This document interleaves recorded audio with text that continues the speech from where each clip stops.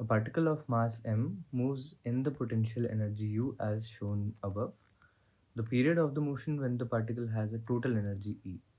देखिए यहाँ पे आपका जो पीरियड है obviously it's not going to be a symmetrical system है ना। आप देख रहे हो कि यहाँ पे ये ऑब्जेक्ट एक स्प्रिंग के साथ मूव कर रहा है, जबकि इस केस में ये ग्रेविटी के अगेंस्ट मूव कर रहा है।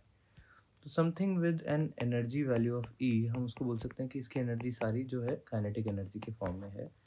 Now once this energy has to interact with a spring, तो एक स्प्रिंग के साथ इंटरेक्शन में हम जानते हैं कि टाइम पीरियड होता है 2 pi under root of m/k।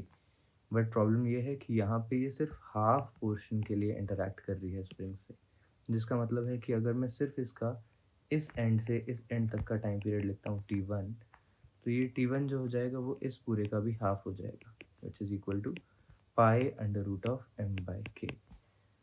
It's also very clear कि आप देखो यहाँ पे केवल स्प्रिंग की बात हो रही है, यहाँ पे केवल ग्रेविटी की बात हो रही है। These two options are clearly wrong. अगर आप इन दोनों सिचुएशंस में देखो तो टाइम पीरियड की बात स्प्रिंग एंड ग्रेविटी की सिचुएशन दोनों को कंसिडर कर रहा है।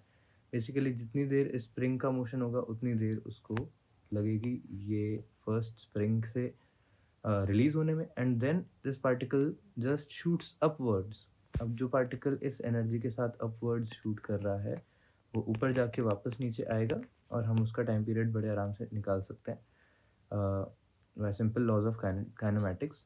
बट द पॉइंट इज कि अगर हमको एक टाइम पीरियड पता है तो हम यहाँ पे क्लियरली इस ऑप्शन को मार्क कर सकते हैं। ये ऑप्शन हमारा ऑप्शन नंबर सी हो जाता है, राइट। अगर आप फिर भी इसका T2 निकालना चाहते हैं तो T2 के लिए क्या हो जाएगा कि आप लिखोगे आपका जो एनर्जी है हाफ mv², तो आप वेलोसिटी की बात करते हैं। वेलोसिटी को हम लिख सकते हैं 2e/m का अंडर रूट, है ना।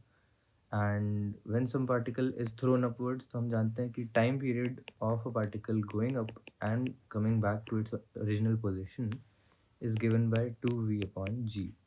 तो यहाँ पे आप इसको 2 × under root of 2e/m divided by g इस तरीके से इसको लिखो, एंड यहाँ पे इसको सॉल्व करेंगे तो इसका आंसर एग्जैक्टली यही आ जाना चाहिए। ऑलराइट, चलिए